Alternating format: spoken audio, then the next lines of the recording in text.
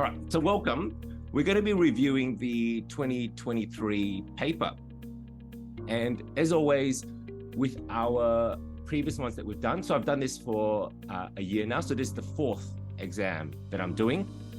And what I've structured in terms of how to do the assessment is that what we're going to be looking at is any sort of repeats, any new questions or variations, and then we're going to set them in terms of their level of difficulty. So I've got a traffic light system where I would consider a green question a repeat with a pass rate of more than 40% within the last 10 years. And then I've got a yellow, which is a variation or a repeat of a question with a pass rate between 20 to 40%, or it's a question more than 10 years. And the reason why I say that is because most people who set up for this exam will go through the question papers from the last 10 years. And that's pretty much a stock standard advice and technique that has proven successful for over the last 2 decades. Okay, so just keep that in mind. And then the third one that I have is the red, which is a new question or a variation or repeat with a pass rate less than 20%. And this is a new one. If there is actually a repeat from the papers from 1995 to 1998. The reason why I say that is because there was a repeat from this year's here. And why do I put that in? Is because you do not have access to these papers on networks. However, I will provide them and I will make them available on the Patreon page. I set the exam in 2008, and so I actually have access to the 1995 to 1998 papers. Now, with each of these questions, I will be also going through the learning objective or objectives associated with them. Now, this was question 1 of the paper. So 1A, which is describe the immediate cardiovascular response to the sudden loss of 30% of the blood volume in a healthy, awake person. How are these responses different if the patient is undergoing anesthesia with sevoflurane? This has been coded green.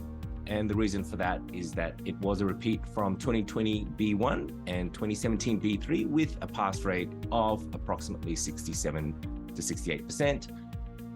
So hopefully a nice easy one to start off with on the day. The learning objective primarily had to do with 2. So BTPO 1.48 discussed the cardiovascular responses to hemorrhage and hypovolemia, and BTGS 1.25 described the effects of inhalational agents on the cardiovascular, respiratory, and CNS. Now, question number 2, compare and contrast myocardial oxygen supply to the left and right ventricles. Now, I've coded this red, and some might say that this is probably a yellow, but the reason why I've coded it red is because the new concept here is the right ventricles. And I always think compare and contrast questions are always hard. So we've had previous questions, most recently in 2020, with regards to left ventricular myocardial oxygen supply and demand, but it's never been about the left and the right. So I do consider this a new question, and I think what increases the complexity is the compare and contrast. The learning objective is associated with BTPO 1.46, describe the factors determining myocardial oxygen supply and demand and their clinical implications. Now, third question, 3A, explain how atelectasis causes hypoxemia. And B, explain the mechanisms by which supplemental oxygen can improve oxygenation in this situation. Brand new question, this one. And this one has the learning objective BTPO 1.29, discuss regional ventilation perfusion inequalities, venous admixture, which should actually be shunt, I must say. I must write that shunt is probably the better word to use here. And the effect of oxygenation and carbon dioxide elimination. BTPO 1.41a, discuss oxygen therapy, including methods of delivery, indications and contraindications, physiological and pathophysiological effects. looking at this question here, this question is really a question about shunt. And then the second question here would have to be in regards to talking about the alveolar gas equation, as well as, I would think, the iso-shunt diagram as well. But yeah, challenging one with the way that it's written. So we've had 1 green, 2 red, and then we've got a 3rd red. Tell you what, would have been stressful going from 1 to 15. So question 4A, interpret the following arterial blood gas results taken from a pregnant woman at term: pH 7.45, PaO2 105, PaCO2 32, and bicarb 22. And then B, describe the mechanisms which cause the above changes compared with an ABG in a non-pregnant woman. Completely new question here. And again, this is from Learning Objective BTPO 1.79A, explain the principles of blood gas and acid-base analysis and interpret blood gas analysis in clinical situations. And SSOB 1.2, outline the reference ranges for physiological and biochemical variables in pregnancy. Question 5, split into 3 sub-questions. And I think you can sort of see a theme here that's going on. There's a lot of sub-questions in this paper. 5A, list the intracranial contents which contribute to the intracranial pressure, 10% of marks. Briefly outline what is meant by the Monroe-Kelly doctrine, 10% of marks. List the interventions that can be used to reduce raised ICP. For each intervention, outline the mechanism by which it works, 80% of marks. So this is a new question. There are some variations that partly answer some of it. And I've just sort of listed them here, which is outline how hyperventilation may reduce ICP, discuss the effects of ICP when a patient is placed in a head down tilt, discuss the physiological factors that determine ICP and describe how changes in posture affect ICP, list the physiological factors that determine ICP, explain briefly how ICP is regulated. Now, there is not just physiology involved in this question, but there's also some pharmacology as well. So it is an applied physiology question. And the learning objective would be BTPO 1.95, discuss the determinants and control of intracranial and intraspinal pressure. And RT 1.12, outline the factors determining intracranial pressure and discuss its regulation. And some of the secondary objectives here would be thinking about some of the pharmacological agents which can be used as well to treat raised ICP. So there would be a number of objectives, secondary objectives tied to 5C. Now, interestingly enough, this question here with the 3 sub-questions was the only one that I could see which actually gave you a distribution of marks. And I think that is useful to sort of understand how much time you should be spending on each of these sub-questions. So 10% would mean a minute, and then another 10% in another minute, and then this is where the majority of your marks would come from in 5C. Question 6, briefly outline the factors that contribute or alter the competence and tone of the lower esophageal sphincter. This was a repeat from 2015, B12, with a 33% pass rate, and also written in 2006 and 2002.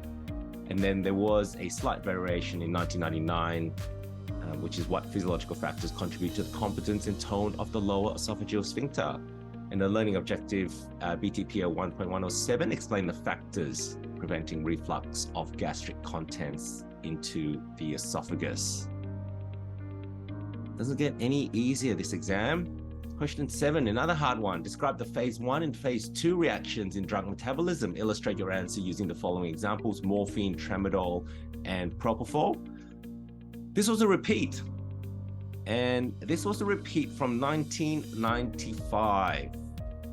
So unless you've actually got a copy of this exam, it's most likely that you were seeing this for the first time.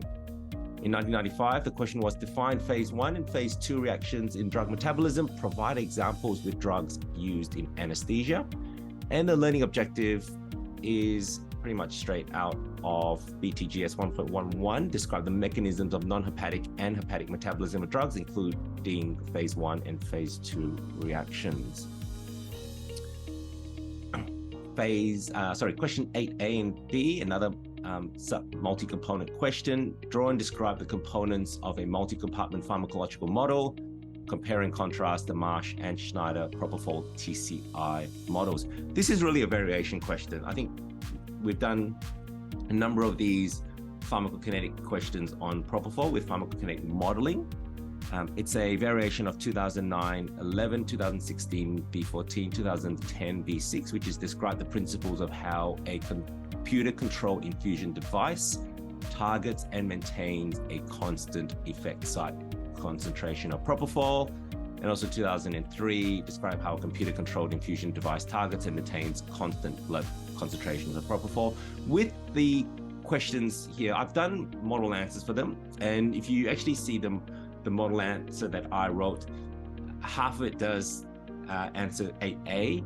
The second half, I do talk about Marsh and Schneider, but I also talk about the pediatric ones as well, which from this answer, from the question here, you don't need to include, all right? So it's good that they're specific in terms of what needs to be written down here. The learning objective is from BTGS 1.12, explain and describe the clinical application of concepts related to IV and infusion kinetics, including effect site and effect site equilibration time, concept of contact sensitive half-time, calculation of loading and maintenance dosage regimes. Question 9A and B, another multi-component question, explain the concept of MAC and its clinical utility, discuss the factors that alter MAC. Seems like a fairly sort of straightforward question, but interestingly enough, hasn't been asked in the last 10 years. So last repeat was over 10 years ago in 2009, A1. And that one there had explained the concept of MAC and its clinical utility, list the patient factors, which A, increase MAC, B, decrease MAC, C, are known to have no effect on MAC. So just a little bit of a slight variation, but essentially a repeat from 2009 A1.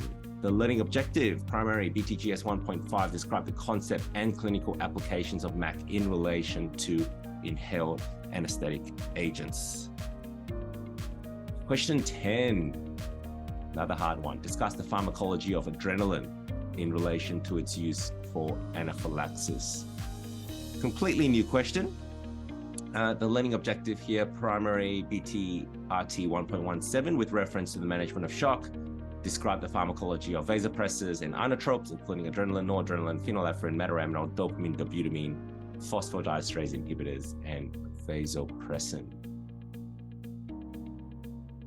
Question 11, another hard one. Explain why a bolus of an opioid is commonly used as part of the induction of anesthesia. Describe the pharmacokinetics of fentanyl and L-fentanyl relevant to their use as in part A. So this is, again, a new question. Learning objective, primary ITGS 1.1, outline the basic pharmacology of opioids relevant to their clinical practice, and BTGS 1.41, describe the clinical application of opioids to anesthesia and sedation. Question 12, describe the factors determining the speed of onset of neuromuscular blocking drugs. This would be a repeat. So the reason why it's yellow, surprisingly enough, it hasn't been written in the last 10 years. So this one, you'd have to go outside 10 years to actually find this question. It's from 2004 A2 and in 1999 B10. So the learning objective here, primary BTGS 1.38, describe the factors that may modify responses to muscle relaxants. Question 13, hard one. Briefly outline the pharmacology of the following antiplatelet agents: aspirin, clopidogrel, ticagrelol, tirofiban. Explain the following headings, using the following headings: mechanism of action, important pharmacokinetics, duration of effect. So, completely new question. There have been questions in the past with regards to antiplatelets, but certainly here, this one is more specific in terms of what it would like you to answer. So the learning objective, PTPL 1.122, classify and describe the pharmacology of antiplatelet drugs. And yeah, we've got a nice easy one as we sort of come down. It's been a long time since we've seen a green. I think the last green we saw was on question 1. So question 14, green, 14A, using a label diagram, describe how a mechanical non-cassette variable bypass vaporizer achieves the concentration set on the dial. Explain the mechanisms that compensate for temperature changes. And hopefully, if you dialed into that last MCQ session, we did sort of quickly go through this. I must say that it's often a favorite for a Viva question. So the good news is vaporizers and saturated vapor pressures most likely won't be asked during your Viva. So that's good. The learning objective, or rather, before I go into that, it was repeated in 2017, B2, and the learning objective is based on BTSQ 1.12, describe the principles and safe operation of vaporizers. And finally, question 15, briefly outline the principles of measuring cardiac output using Doppler ultrasound. This is a repeat, but interestingly enough, over 10 years ago. So last repeat was in 2005, A16, and the learning objective here is BTSQ 1.5, describe basic physics applicable to anesthesia, in particular principles of ultrasound imaging and use of Doppler. Now, I've just created a summary of the 2023 B paper that was just set on Tuesday. So according to the traffic light system, 2 green questions, 5 yellow and 8 red.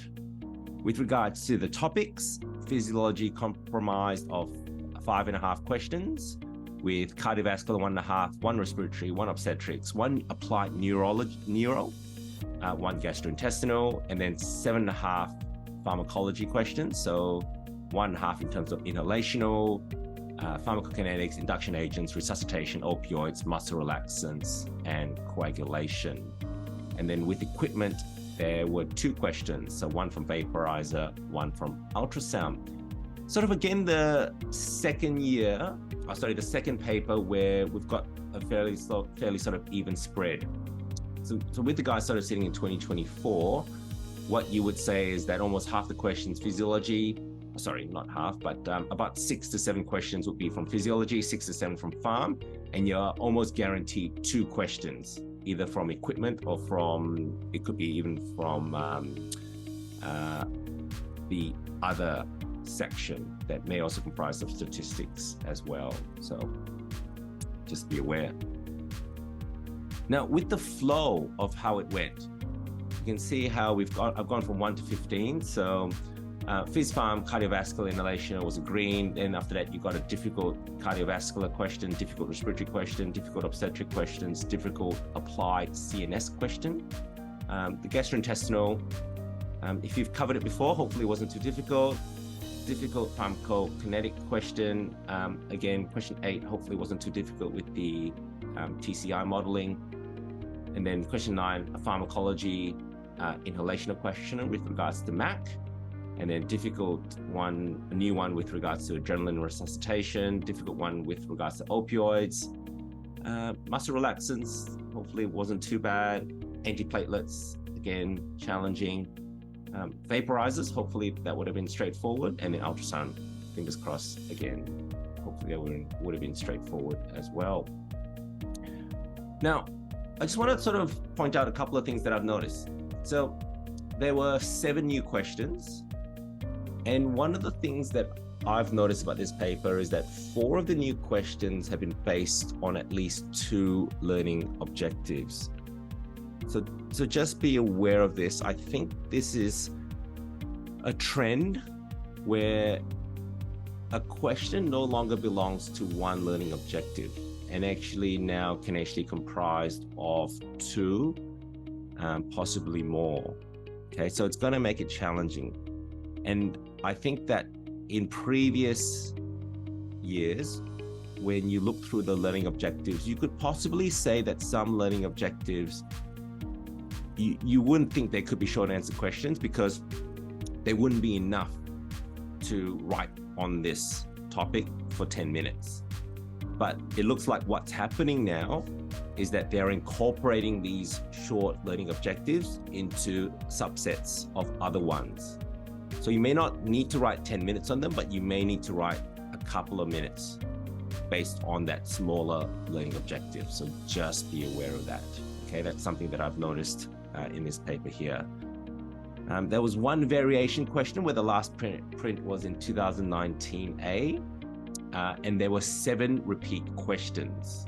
Now, importantly, it's very, very, I think, interesting to note the distributions of when the last repeat was. So with regards to the last 10 years, there were only 3 repeat questions: 2020B, 2017B, and 2015B.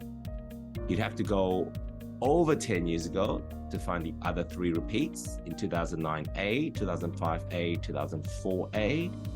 And then there was 1 repeat from pre-1999, and you don't have access to these papers. It's not available on networks, but I will put it on my Patreon page.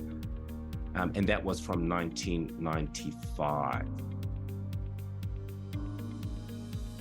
Now, after these observations, what is my thoughts with regards to the difficulty of this exam? So let's just go through some objective measurements. And if I was to say difficulty bias based on the traffic light system, there were 8 difficult questions, what I considered red questions in 2023B, and that compares to 6 in 2023A, 4 in 2022B, and 5 in 2022A. So we've almost doubled from 1 year ago. And even in 2023A, even with the 6 red ones, it was counterbalanced by, I believe, 6 green ones. This exam here only had 2 green ones and 5 yellow ones. So yes, challenging in terms of when you base it on my traffic light system. Now let's look at it in terms of multi-component questions. So there were 9 multi-component questions in 2023B. And when I mean my multi-component questions, I mean either by A, B, ABC, or specifying specifically what they wanted in terms of, 1, 2, 3, and 4. Okay, so there was certainly a lot more of that in this paper here. There was a trend, or not really a trend, actually, now they're looking at 5 in 2023A, 3 in 2022B, and 5 in 2022A. So certainly almost doubled what was previously seen. Now the word count, this is really interesting. So I did a word count looking at how long the questions were. And for the last paper, 363 words were used. All right, and if you look at it, it's a continual trend up. 345 in 2023A, 312 in 2022B, and 290 in 2022A. Now, that really increases the cognitive load on the day, having questions that are certainly more wordy than what they have been in sort of previous years. So something also to be aware of, and noticing that this seems to be a trend up. So what's my conclusion? Yes, this was the most difficult exam to date. And I say that obviously with the idea that I'm just comparing it to the last 4 exams or the last 3 exams. But looking at it, I think, if I was sort of to compare it sort of later on, I would say yes, certainly this has been the most difficult exam to date. So well done to all those who recently said it. I know it must have been extremely challenging for you. All right. Now, some of the other observations are, and I noticed this in the start of the year, is that the basic science questions are ordered.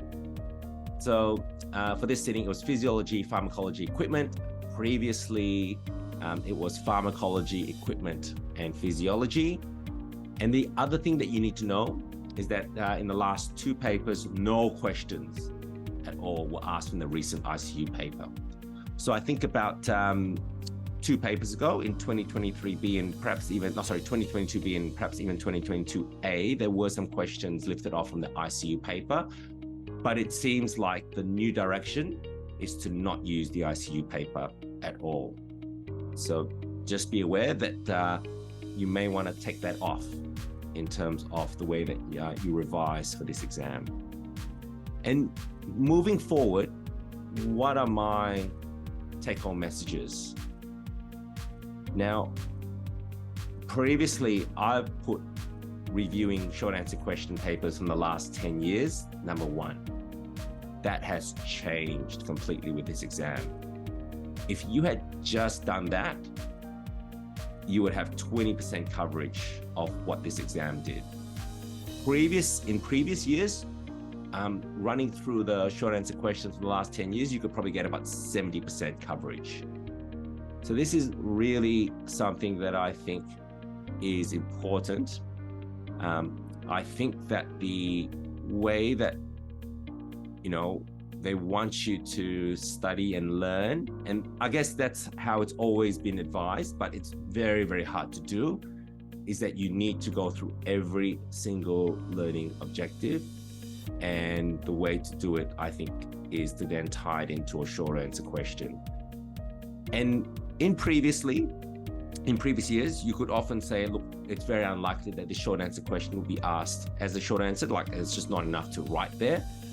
But it seems that what they're doing now is that even with those learning objectives, they're putting them as like a sub question.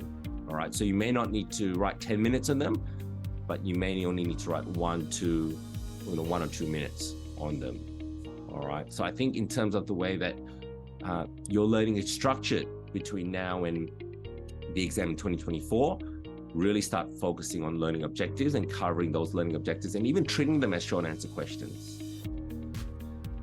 And you can use the short answer questions papers from the last 10 years, but like only 20% of repeats came from that. And now the other 20% came from short answer questions more than 10 years ago. So you have to look into that too. And then look, with questions from 1995 to 1998, it's going to be rare. And I think perhaps this was just a one-off, but certainly if you're able to sort of cover all that,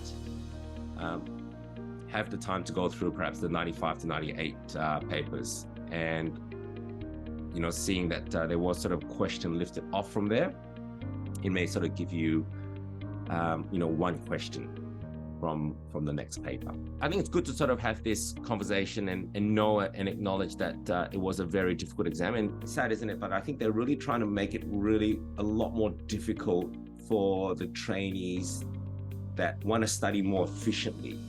They're trying to get rid of all the shortcuts to get through this exam. And I think, in the past, you'll hear stories where, consultants will tell you, all I did was just did past papers and then I passed the exam. Whereas I think looking at where the direction of where this paper is heading to, it's almost the expectation now that you have covered all the learning objectives in some manner, and that you have that ability to sort of talk about each learning objective, at least for a couple of minutes. So there was only one question 5, which was a multi-component question, which had a distribution of marks. Now, personally, I think that if you're going to do a multi-component question, you must show what percentage of marks each component is worth. Because I think what is really difficult, having a multi-component question and not knowing how much time you need to spend on it. The assumption here was that it's going to be 50-50, but that is the wrong assumption, especially for a trainee that's stressed, to assume that they would think that this question is equally as important as the one above. It shouldn't be that hard to say it's 50% and 50%. Like, I don't see why they couldn't do that. It's not wrong. It doesn't make anything more difficult. I think it gives more clarity to the trainee.